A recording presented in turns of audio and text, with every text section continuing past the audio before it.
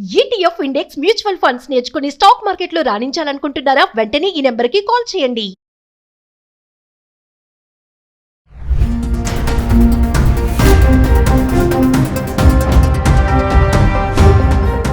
అంటే madam illegal FIRs పెట్టుకునే వాళ్ళు ఇంక ఈ ఏజ్తో సంబంధం లేదా వాళ్ళకి? ఆలోచన మారింది నవీన. వాడు మగవాడే కదా, ఇప్పుడు అది ఆడదే కదా. వాడు మగవాడే, ఇది ఆడదే. నీకు ఇంకా వయసు ఎందుకు అక్కడ?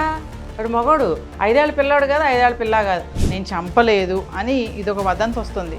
మరి దీన్ని ఎలా చూడొచ్చు అంటారు? నువ్వు చంపావని ఎవరన్నారు అసలు? చంపించావు నువ్వు, దగ్గరుండి స్కెచ్ చేసి చంపించావు. డే 1 దగ్గర నుంచి.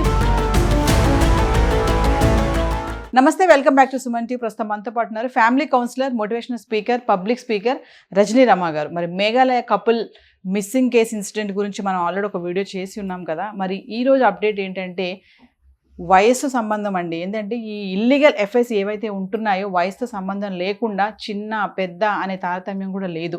మరి ఇక్కడ ట్విస్ట్ ఏంటంటే ఆ అబ్బాయి వయసు 5 సంవత్సరాలు తక్కువ అంట, పెళ్లి చేసుకున్న అతని వయసు ఏమో 5 సంవత్సరాలు ఎక్కువ. మరి ఏదైనా సరే మొత్తానికైతే భర్తను అయితే చంపించేయడం జరిగింది. ఒకసారి దీని గురించి మేడంతో మాట్లాడదాం. నమస్తే మ్యామ్. నమస్తే నవీన. మేడం, మరి అప్డేట్ ఏంటంటే ఎవరైతే లవర్ ఉన్నాడో మనం ఒక వీడియోలో మాట్లాడుకున్నాం కదా, 5 years చిన్నోడంట, ఇంకోటి ఇంట్లో పనిచేసే అబ్బాయి అంట. మరి అసలు ఒకసారి ఏం మాట్లాడతారు? మరి అంటే ఇంకా ఏం చెప్పాలో అర్థం కావట్లేదు నాకైతే. అవును, ఇప్పుడు చాలామంది అదే చూసుకుంటున్నారు. వాళ్ళకి కావాల్సిన మ్యాటర్ ఉందా లేదా, వయసు అక్కర్లా. 70 ఏళ్ళు 80 ఏళ్ళు ముసలోళ్ళైనా పర్వాలేదు, చిన్నపిల్లాడైనా పర్వాలేదు. అయితే వాళ్ళకి కావాల్సిన మ్యాటర్ వాళ్ళు చూసుకుంటున్నారు అంతే. ఇంకా మంచి చెడ్డ, ఒక ఏమంటారంటే సమాజంలో ఒక గౌరవం, అంటే ఇవన్నీ వాళ్ళకి పాతకాలం మాటల్లాగా. పాతకాలం మాటలు కూడా కాదు ఇవన్నీ, అప్పుడుండేవి, ఇప్పుడేం లేవు. ఇప్పుడు అట్లా ఏం లేదు, ఇప్పుడు అట్లా ఏం లేదు, ఇప్పుడు అట్లా ఏం లేదు. ఇది ఒక పెద్ద షోక్ స్టైల్ అయిపోయింది. ఏంటి అట్లా లేదు? ఇప్పుడు తింటున్నాం కదా, ఇప్పుడు ఇట్లా ఎందుకు? అప్పుడు అట్లా తిన్నారు, ఇప్పుడు ఎందుకు? మానేయచ్చు కదా. అప్పుడు అట్లా బట్టలు కట్టుకున్నారు, ఇప్పుడు బట్టలు కట్టుకోవడం ఎందుకు? ఇప్పుకుని తిరగండి. లేకపోతే ఏదైనా సరే అప్పుడు అట్లా, ఇప్పుడు ఇట్లా ఎందుకు? మరి అవే పంటలు, అదే ఫుడ్డు, అవే బట్టల తయారీ, అదే మగ్గాలు, అవే సినిమా థియేటర్లు, మరి అన్నీ అలా యాజ్ ఇట్ ఈస్గా ఉన్నాయి. మారింది ఎవరయ్యా అంటే మనుషులు కూడా మారలేదు, మనుషుల మెంటాలిటీస్, ఆలోచనలు మారినాయి. అంటే ప్రతి దాంట్లో కూడా కొత్తదనం కావాలి, ప్రతి గంటకు ఒక కొత్తదనం కావాలి. ఇప్పుడు ఈ పోనీలే, ఈ జనరేషన్కి ఈ ట్రెండ్కి ఇది నచ్చింది అనుకోవడానికి కూడా లేనే లేదు. కొంచెం సేపే, ఒక గంట లేకపోతే ఒక రోజు లేకపోతే ఒక వారం, మళ్ళీ ఆ టేస్ట్ మారిపోతుంది. వీళ్ళ దుంపల దగ్గర. అంటే మేడం ఇల్లీగల్ ఎఫ్ఐఆర్స్ పెట్టుకునే వాళ్ళు ఇంక ఈ ఏజ్తో సంబంధం లేదా వాళ్ళకి? చిన్నోడు పెద్దోడు, ఈమె చిన్నది, ఈమె వయసు పెద్దది, ఈమెది అని అది అంటే ఆలోచన ఉండదంటారా? ఆలోచన మారింది నవీన. వాడు మగవాడే కదా, ఇప్పుడు అది ఆడదే కదా. వాడు మగవాడే, ఇది ఆడదే. నీకు ఇంకా వయసు ఎందుకు అక్కడ? వాడు మగవాడు, 5 ఏళ్ళ పిల్లాడు కాదు, 5 ఏళ్ళ పిల్ల కాదు. 2 ఏళ్ల పిల్లని రేప్ చేసి చంపేలా దరిద్రుడు. వాడిని ఎన్కౌంటర్ చేసి చంపారు కానీ అన్న. మరి ఒకసారి ఎన్కౌంటర్ చేసి చంపకూడదు, వాడిని చిత్రవద చేయాలి. మరి అదే పెద్ద గ్రేట్గా చంపామంటున్నారు. ఓకే, చంపారు, వదిలితే మళ్ళీ ఇంకెన్ని చేస్తారు. మరి వాడిని చిత్రవద చేసి చావుకు దగ్గరగా తీసుకెళ్ళాలన్నమాట మెల్లమెల్లగా. మరి ఆలోచనలు అలా ఉండబట్టే కదా. ఇప్పుడు 2 ఏళ్ల పిల్ల దగ్గర ఏముంటుందని వాడు వెళ్ళాడు, 5 ఏళ్ల పిల్ల దగ్గర ఏముంటుందని వెళ్తాడు, 10 ఏళ్ల దగ్గర ఏముంటుందని వెళ్తాడు. అలాగే మో పిల్లాడు కూడా.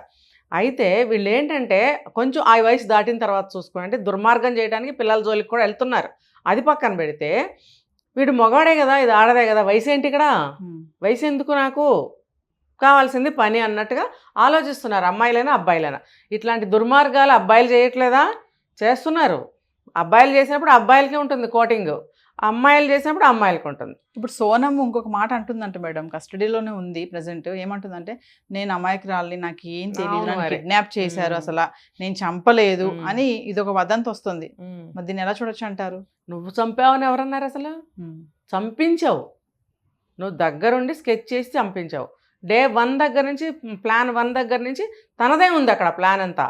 నువ్వు నగలు వేసుకున్నామని ఎందుకు చెప్పావు? నీ నగలు వేసుకుని ఎందుకు వెళ్ళావు? అవసరం పడితే అవి అమ్ముకోవడానికి, సుపారీకి తక్కువైతే తెగనమ్మి ఇవ్వడానికో, లేకపోతే బంగారం యాజిటీస్గా వాడి చేతిలో పెట్టేయడానికో రెడీమేడ్గా. ఆ మారుమూల ఇవన్నీ చేయడానికి అవ్వదు కదా. ఇగోరా తీసుకోరా, మహారాజు గారు ఇస్తారు కదా ఇలా తీసి, ఇలా అలా ఇచ్చేయడానికో తీసుకెళ్ళింది. ఆ అబ్బాయిని కూడా తీసుకురా, డైమండ్ జ్యువెలరీ ఏదో పెట్టుకొని వెళ్ళారు, రింగ్, వాచ్. అదే తల్లి అబ్జెక్ట్ చేసినా సరే నా భార్యమణి కోరుకుంది కోరిక అని చెప్పాడట. ఇప్పుడు ఇంతంత ఉంటారో లేదో వీళ్ళ కోరికలు, ఆ కోరికలు తీర్చడానికి వీళ్ళ పెద్ద వ్యక్తులు, వీళ్ళ వయసులు ఎంత, వీళ్ళ వ్యక్తిత్వాలు ఎంత, వీళ్ళ తెలివితేటలు ఎంత, చేసే పనులు పెద్ద పెద్దవి చేస్తారు, తెలివితేటలు జీరో. ఈ తెలివితేటలతో ఏం చేద్దామని బయటకు వెళ్తారు వీళ్ళు. ఈమె చంపించింది సుపారి. ఇప్పుడు వాళ్ళందరినీ ఎందుకు పిలిపించింది అసలు? నువ్వు హానిమూన్కి వెళ్ళే దగ్గరికి ఇంట్లో పని చేసేవాడు ఎందుకు వచ్చాడు? ఇంట్లో పని చేసేవాడు పనికి రాకపోతే వాళ్ళు ఎంక్వైరీ చేయాలి కదా. మీ అబ్బాయి పనిలోకి రాలేదని చిన్నపిల్లాడు అంటున్నారు కదా, మరి వాళ్ళ తల్లిదండ్రులు ఎంక్వైరీ చేద్దాం, మీ అబ్బాయి పనిలోకి రాలేదు, ఎక్కడికి వెళ్ళాడు, ఏంటి కథ అని. మరి అవన్నీ మనకు తెలీదు. మరి ఈ అమ్మాయి భార్యాభర్తల హనీమూన్కి వెళ్ళిన దగ్గరికి పనోడు ఎందుకు వెళ్ళాడు? ఏం పని? వీళ్ళిద్దరికి అక్కడ హెల్పర్ కావాలా? అలా ఎవరు తీసుకెళ్ళరే? వెళ్ళాడు అని అంటే వీళ్ళందరూ ప్రీ ప్లాన్గానే వెళ్ళారు. నన్ను ఏదో కిడ్నాప్ చేశారు, వాళ్ళే ఏదో చేశారని అనుకుంటే కూడా నువ్వు ఉప్పు అందిస్తేనే కదా వాళ్ళు కూడా వచ్చి ఉంటారు. మరి నువ్వు ఆ స్పాట్లో ఎందుకున్నావు? నువ్వు వాళ్ళని ముగ్గురిని నలుగురిని ముందు నడిపించి నువ్వు వెనకాల ఎందుకు నడిచే పతివ్రతలాగా? అంటే మగవాళ్ళు మాట్లాడుకుంటున్నారులే, నేను ఎందుకు లేని పతివ్రతలాగా నువ్వు వెనకాల నడిచావా? కాదు, మీరు పని కానివ్వండి, మెల్లగా నేను 2 అడుగులు వెనక్కి వేస్తాను, తెలియనట్టు నంగనాచిని తుంగబుర్రని అని చెప్పి ముందు నడిపించింది. ఇప్పుడు దేవుడు డైరెక్ట్గా రాడు, ఏదో ఒక రూపంలో వస్తాడు. ఇప్పుడు ఆ అబ్బాయి ఎవరో గైడ్ ఉన్నాడు కదా, ఆ గైడ్ గమనించాడు వీళ్ళని ముందు రోజు కానీ ఆ తర్వాత రోజు కానీ. అతను ఇచ్చిన సాక్ష్యంతో ఇవన్నీ మనకు బయటకు వచ్చినాయి. వాళ్ళు ముగ్గురు ఆ అబ్బాయితో ముందు నడవడము, ఈవిడ గారు వెనకాల నడవడము అతను చూసి యాజ్ ఈజ్గా చెప్పాడు కాబట్టి మనకు అర్థమైంది. ఎందుకు అని అంటే మీరు పని కానివ్వండి, ముందుకు నడవండి. అది కూడా చిరపుంజి ప్లేస్కి ఎందుకు తీసుకెళ్లారంటే అక్కడ ఎత్తైన జలపాతాలు, లోయలు ఇవన్నీ ఉంటాయి. అక్కడ ఎప్పుడు కూడా త్రూ అవుట్ ఇయర్ వర్షాలు పడుతూనే ఉంటాయి కదా. సో ఆ ప్లేస్ అయితే ఎవరు రారని ఈవిడే స్కెచ్ చేసింది. ఈ దుర్మార్గురాలు టికెట్స్ కూడా వెళ్ళటానికి బుక్ చేసింది కానీ రావటానికి బుక్ ఇప్పుడు ఈ రోజుల్లో భర్తలే బుక్ చేయాలని లేదండి, అంత అమ్మాయిలే. ఏ స్పాట్ దగ్గర వాష్రూమ్స్ ఉంటాయో గుర్తుపెట్టుకోండి, ఏ ప్లేస్లో ఏ స్పాట్లో మంచి ఫుడ్ దొరికే హోటల్స్ ఉంటాయో, ఏ స్పాట్లో మంచి లాడ్జింగ్ మనం పడుకోవడానికి రూమ్స్ ఎక్కడ బాగుంటాయో, ఇలా అన్ని వాళ్ళే దాంట్లో సెట్ చేసేస్తారు. సెల్ ఫోన్లు వెతికేసి దాంట్లో పెట్టేస్తారనమాట. తర్వాత అనుకూలంగా డెస్టినేషన్ దగ్గర మనం వెళ్ళిపోతాం, టికెట్లు బుక్ చేసేస్తాం, ఫ్లైట్కి చేసేస్తాం, అన్నిటికీ చేసేస్తాం. చదువులు ఉన్నాయి కదా, బుక్ చేసేస్తారు. మాకు అన్నీ తెలుసు అని. నీకేం తెలియదు, నోరు మూసుకో. అదే చదువు చదువుతాడు, ఇద్దరు అవే చదువులు చదువుతారు, కానీ నాకే తెలుసు అంటుంది అనమాట. వీడేమనుకుంటాడంటే అబ్బో నా పిల్ల గొప్ప, నా పిల్లని చాలా గొప్పది, గొప్ప గోసి పరువు పాసి అంటారు కదా, అట్లా అని పెద్ద పెత్తనం అంతా ఇస్తాడు.